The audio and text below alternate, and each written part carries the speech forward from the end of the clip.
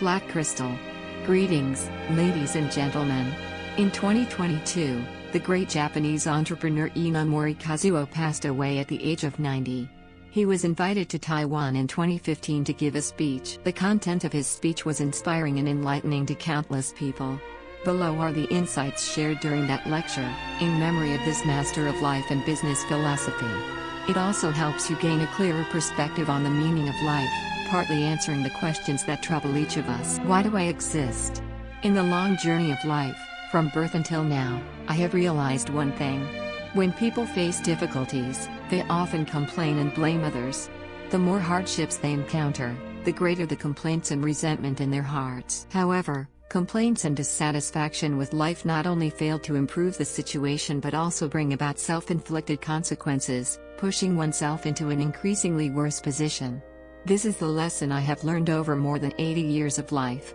I believe that no matter the circumstances, we should never forget gratitude. Gratitude should be nurtured in everyone's mind. We should not only be thankful to those around us but also to society and nature. Maintaining such a beautiful soul is extremely important. As long as you have a pure and clean heart on your life journey, I am confident that your life will have a bright future. So, how is life formed? What will the future hold for each person? No one can predict. But I believe that on this journey, whether or not we understand the meaning of life will determine the significant difference in the path we take. This year, I am 83 years old. Starting as an engineer, I once researched and developed new ceramic materials. At the age of 27, with the support of friends, I founded Kyocera. To date, I have been in business for over half a century. When I first started, I often wondered, how can a business develop smoothly? How to avoid the tragedy of bankruptcy? How to ensure the welfare of employees?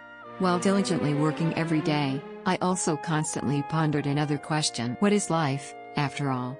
From birth to death, what will each person experience? Is each person's life predetermined?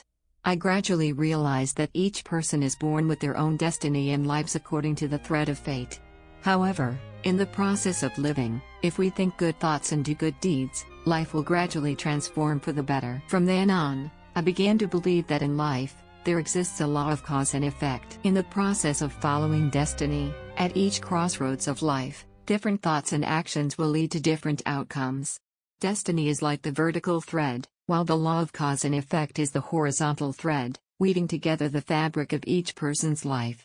The reason I came to believe in destiny and the law of cause and effect was when I read the Chinese book Yin Shi Wen. At that time, I was young and very troubled by my business. This book profoundly and comprehensively explained the relationship between destiny and cause and effect in life. The author of Yin Shi Wen is Yuan Laofan, a scholar who lived about 400 years ago. One day, when Yuan Laofan was young, he met a Taoist priest from Yunnan who came to his house. This priest claimed to have studied the I Ching and was guided by heaven to impart the essence of the I Ching to Yuan Laofan. One night, the priest told Yuan Laofan's mother about his future. When asked if she intended for her son to become a doctor, she replied that it was her intention. Her family had been in the medical profession for generations, and she hoped her son would continue the family tradition. The priest continued, No, this child will not become a doctor. He will take the imperial exams and later become a high-ranking official with great fame. The priest went on to predict the exact years and rankings of Yuan Laofan's exams, all of which came true. Yuan Laofan believed in the priest's words and concluded that each person's life is predetermined by heaven. Later, Yuan Laofan went to Nanjing, where there was a famous Zen temple called Chixia Temple. In the temple, there was a renowned Zen master named Master Yungu. Hearing of his fame, Yuan Laofan went to Chixia Temple to meet the master and seek guidance. Master Yungu warmly welcomed him. Welcome, he said, inviting Yuan Laofan into the temple and suggesting they meditate together. During meditation, Yuan Laofan focused entirely, his mind clear and free of distractions. Master Yungu praised him. It is rare to see someone so young achieve such a level of meditation, free from wandering thoughts. You must have undergone rigorous training. Yuan Laofan replied, No, I have not undergone any special training. He continued, Master, you praised me for having no wandering thoughts and a clear mind. This reminds me of something. When I was young, an old man came to my house and predicted my fate in front of my mother. Everything he predicted has come true. I have married but still have no children, and he said I would die at 53. Therefore, I have no great ambitions or desires. I only think that I will live according to the fate that has been arranged, quietly passing through the rest of my life." Hearing this, Master Yungu's face became serious. He sternly rebuked, "I thought you were a young, intelligent person who had attained enlightenment. I did not expect you to be a fool." The master continued, "It is true, as the old man said, that each person has their own destiny. But who is foolish enough to completely follow their fate and live their life accordingly? Fate can be changed. In this world, there is always the law of cause and effect. Think good thoughts and do good deeds, and your fate will change for the better. If you think bad thoughts and do bad deeds, your fate will change for the worse. In each person's life, there seems to exist such a law of cause and effect." Master Yungu earnestly taught Yuan Laofan. Born with an upright nature, Yuan Laofan was deeply moved by the master's teachings. After leaving the temple and returning home, he told his wife, "Today, I met the Zen master and learned an important lesson. From now on, I will strive to think good thoughts and do good deeds." His wife, also intelligent and upright, empathized with his words and replied, "If you think so, I will follow suit. From now on, we will work together to think good thoughts and do good deeds." When reading this in the book Yinji Lu, the scene suddenly changed to Yuan Laofan telling the story to his son. He said, "My son, my life is exactly as I have just told you. Thanks to the good fortune of meeting Master Yungu and hearing his teachings on the law of cause and effect, your mother and I discussed and decided that no matter how trivial the matter, we would use our hearts to think good thoughts, do good deeds, and persevere to the end. As a result, you, a child who was said to be unable to be born, were born. My fate was said to end at 53, but now I am nearly 70 and still very healthy." The story Yuan Laofan told his son is the summary of the book Yinji Lu. When I read this book, I was still running a small to medium-sized enterprise, daily worrying about the sudden economic crisis that could bankrupt the company. But no matter what, I was determined not to let the company collapse. I must maintain and develop the business, protect the employees, and strive to repay the trust of the shareholders. For this, I suffered and worried endlessly. At the same time, as a young man, I was also troubled by life, not knowing how to live correctly in an uncertain world. In my suffering and confusion, I read this book. At that moment, I thought, so that's how it is. If that's the case, then I should live a life that aligns with the law of cause and effect as outlined in this book. No matter what fate brings, I will strive to think good thoughts and do good deeds to live a worthwhile life. This idea strongly emerged in me after finishing Yinji Lu. At that time, I was only 27 years old, still very young, and an engineer graduated from a university specializing in science and technology. I was accustomed to logical and rational thinking. Although I wanted to believe that thinking good thoughts and doing good deeds would change life for the better, I still found it hard to fully convince myself to believe in the law of cause and effect from the bottom of my heart. While struggling to find a way to convince myself, I happened to hear an astrophysicist present a theory related to the formation of the universe. He said that the universe we live in, 13.7 billion years ago, was just a tiny fundamental particle the size of a fist with extremely high temperature and pressure. This particle exploded, forming the universe today, and it is still expanding. This is the Big Bang Theory. Hearing this argument, I began to believe in the existence of the law of cause and effect from the depths of my heart. The universe was initially just a tiny fundamental particle, but it never stopped developing, not even for a moment. Finally, after 13.7 billion long years, it created humans, a highly advanced being. Perhaps there is a law in the universe that causes all things to grow and develop continuously, or it could be said that there is a flow of energy in the universe, guiding everything from inorganic to organic matter, all living things, and plants and animals, continuously moving towards better development. When I heard the theory about the origin of the universe in astrophysics, specifically the advanced theory of the Big Bang, I strongly felt that there is a force full of love, nurturing, and guiding everything in this universe. At the same time, I thought that because we live in such a universe, what kind of desires we carry and how we act are of utmost importance. In the universe, the will of nature seems to be guiding everything towards better development, spreading love and compassion to all beings, wishing everything to be good. Because we humans live in a universe that promotes the development of all things and everything in a positive direction, making everything have the opportunity to develop happily, as long as we follow the will of the universe, think good thoughts, and do good deeds. Our fate will definitely change for the better. The law of cause and effect mentioned in Yi Ji Lu is not superstition. If explained using the Big Bang theory in astrophysics, the reasoning is completely logical. When I thought and understood this deeply, I accepted and believed in the existence of the law of cause and effect from the bottom of my heart. Because from a scientific perspective, the law of cause and effect clearly exists, so I decided to follow this law to make my life more beautiful and meaningful. I strengthened my belief. However, even when believing in the law of cause and effect and following it to act, life is still not as easy as desired. Sometimes disasters strike unexpectedly, sometimes luck comes suddenly. In a life mixed with joys and sorrows, I have gone through each stage. In the process, I strived to run the business, faced many difficulties, and also encountered much luck. I realized that all of these are challenges of life. At the same time, I became aware that how we face these challenges will determine our future life. Nature will give each person many challenges in life. These challenges are sometimes disasters, but sometimes they are also opportunities. Even luck can become a challenge. When we enter a favorable period, enjoying a lucky life, we often forget humility, become arrogant, even wasteful, and look down on others. At that time, our personality may also change. Finally, due to forgetting humility and nurturing arrogance, we will be abandoned by the god of luck and fall into the abyss of life. Just by looking at such cases, we will understand that not only disasters but also luck is a challenge given by the gods. I believe that no matter whether we encounter disasters or luck, how we face and act will affect our future life. Thinking like this, I decided that no matter what disaster or luck I encounter, no matter what challenge, I will accept it with gratitude.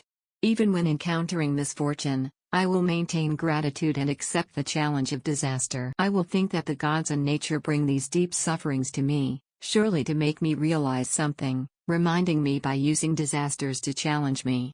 Therefore, I need to express gratitude to nature for bringing this challenge.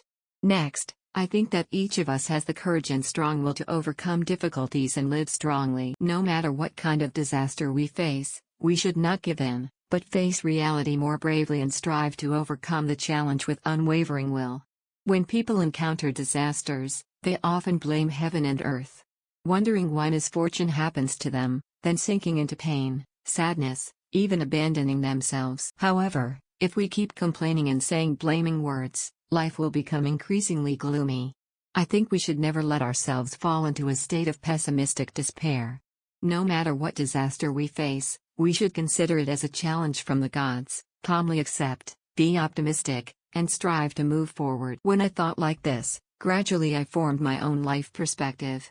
If talking about specific experiences in life, I feel a bit shy, but I still want to share my story with everyone.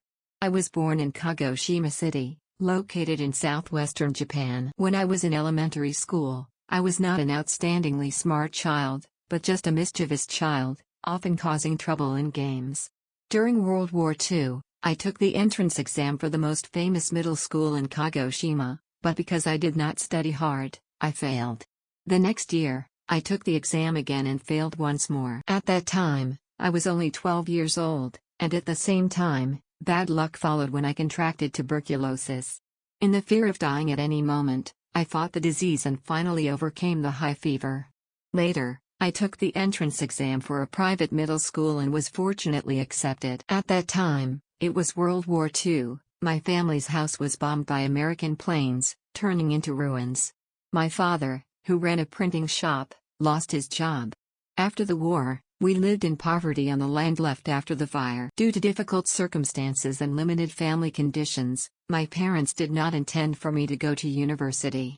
Thanks to the persuasion of my high school teacher, my parents finally agreed to let me continue to university.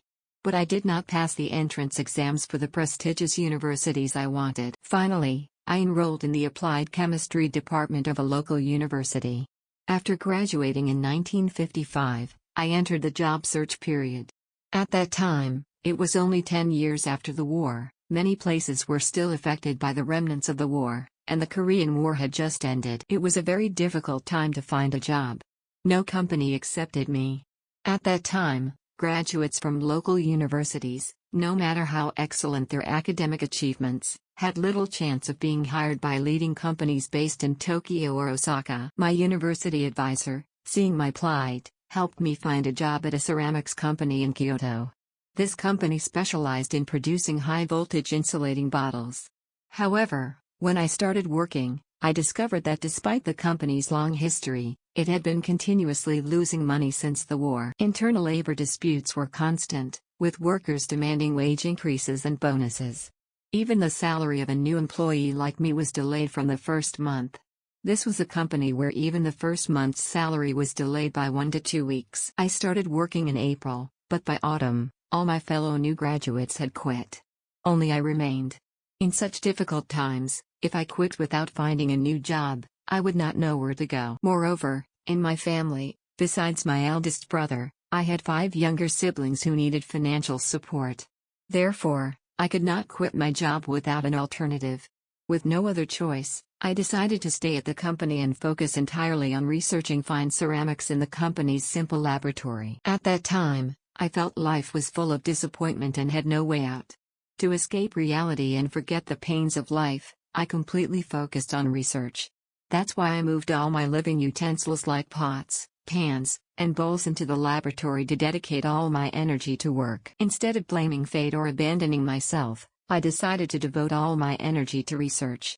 Thinking like this, I no longer felt resentment or dissatisfaction.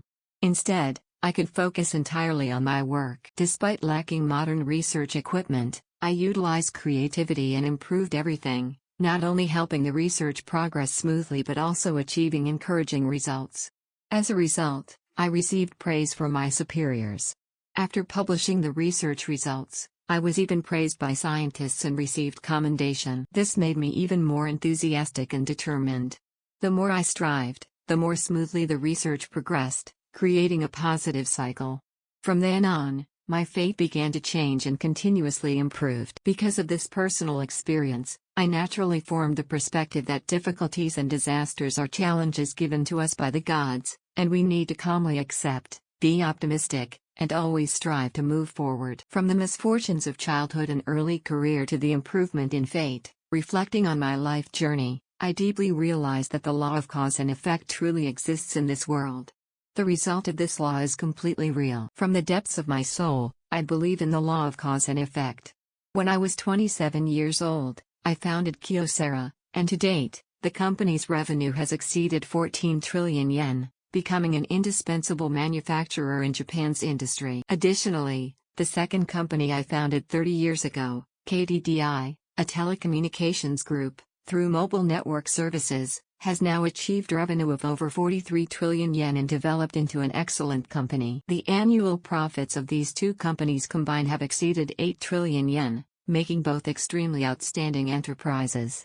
Recently, I also participated in the restructuring of Japan Airlines. With the pure and sincere motivation of doing good and contributing to society, I believe that the power from doing good deeds not only saved a company on the verge of bankruptcy but also turned it into a high-performance enterprise. Looking back, I think the success in restructuring Japan Airlines is also the result of striving to think good and do good. At the end of 2009, the Japanese government and the Enterprise Restructuring Support Agency urgently invited me. They asked me to take the position of chairman of Japan Airlines to restructure the company on the brink of bankruptcy. Since I was completely an outsider in the aviation industry, and also of advanced age, I was very hesitant about whether to accept the offer. Initially, I felt I was not suitable and declined many times. Moreover, my friends and relatives strongly opposed. Some even worried that I might lose my honor at the end of my life. However, after careful consideration and comparing with the life perspective I had pursued since youth, contributing to humanity and considering it the noblest action, along with 3 main reasons, I decided to accept and take the position of chairman of Japan Airlines. However, due to my age, I requested to work only 3 days a week. In addition, my home is in Kyoto and my wife is also living there. If I get this job, I will have to live in a hotel in Tokyo, so I want to limit my work to 3 days a week. I also request that I do not receive any salary as the working time is limited. Although I agreed to take the job, At the time I had absolutely no knowledge of the aviation industry and I did not have any resources at hand. Newspapers and magazines all expressed skepticism that reviving Japan Airlines equipment was a difficult task for anyone, let alone a manufacturer familiar with manufacturing and engineering like me. However, my belief is not shameful because I believe that reviving Japan Airlines has three important meanings based on the spirit of location. The first meaning is to restore the Japanese economy. Because Japan Airlines is not only one of the enterprises representing the country but also a symbol of a business representing the long-term decline of the Japanese economy. If Japan Airlines fails to successfully regenerate the device and reproduce it a second time, it will not only cause a huge shock to the Japanese economy, but also cause people to lose confidence in themselves. On the contrary, even if the regeneration is successful, it will strongly inspire people. They will think that if a currency like Japan Airlines can also be regenerated, then the Japanese economy can certainly recover. The second reason is because the employees are still working at Japan Airlines. Although I regretfully had to cut some employees to successfully regenerate the device, Japan Airlines still kept 32,000 people. I felt that I had to do everything possible to ensure the jobs of these employees. If they also lost their jobs, it would be a very pitiful thing. The third reason is for the benefit of the people, that is, to protect the rights of passengers. If Japan Airlines completes the product, Japan will be left with only one small airline. At that time, the competitive mechanism will disappear, ticket prices will increase, and service quality may gradually decrease. This will certainly not benefit the people. Only when there is a healthy and fair competitive environment with many airlines not competing and learning from each other, can passengers receive reasonable ticket prices and better service. Therefore, the existence of Japan Airlines is extremely necessary. It is because of these three great meanings, from the spirit of altruism, I decided to take on the role of president of Japan Airlines and devote all my efforts to the reconstruction. After securing this position, I tried my best to make Japan Airlines employees understand the greatest meaning of this. Through this, I helped them realize that the regeneration of Japan Airlines equipment is not only for themselves but also for the community and the common good, a noble and meaningful goal. Thanks to that, the employees devoted themselves to actively participating in the reconstruction process. Fortunately, when the Japan Airlines staff found me, despite my old age, they did not hesitate to take on the responsibility of redesigning, a task that everyone thought was difficult. They knew that I did not receive any remuneration and still worked hard. This moved them. At first, I planned to work only 3 days a week. But when I started working, my working hours at Japan Airlines headquarters increased from 3 to 4 days. And finally, at the age of nearly 80, I spent most of my time in a Tokyo hotel. My life then revolved around eating 2 rice balls bought from a convenience store every day. The staff saw me working hard, using my work to revive Japan Airlines equipment. They all deeply felt that Mr. Inamori had nothing to do with Japan Airlines and was still working so hard. We are people of this company, we must try even harder. After answering, I immediately announced that Japan Airlines' new operating goal was to pursue both material and spiritual happiness for all employees. I repeatedly emphasized this to the employees. The employees made it clear that the purpose of Japan Airlines' existence was not for shareholders or for the personal interests of the leadership, but to bring happiness to all employees. With firm conviction, I conveyed the message to everyone and many of my business theories became the new operating foundation for Japan Airlines. In this way, the employees realized that Japan Airlines was their own company. From then on, they shared a strong will to face the restructuring consciousness. As a result, everyone, from senior leaders to ordinary employees, worked with a spirit of sacrifice and dedication. In addition, I also shared my way of life, business management, and my unique way with the officers and employees of Japan Airlines. I tried to explain that, in order to achieve the goal of rebuilding Japan Airlines and bringing both material and spiritual happiness to all employees, they needed to apply those values, this way of thinking and this standard to their work. I have tried to get all employees to share this way of thinking.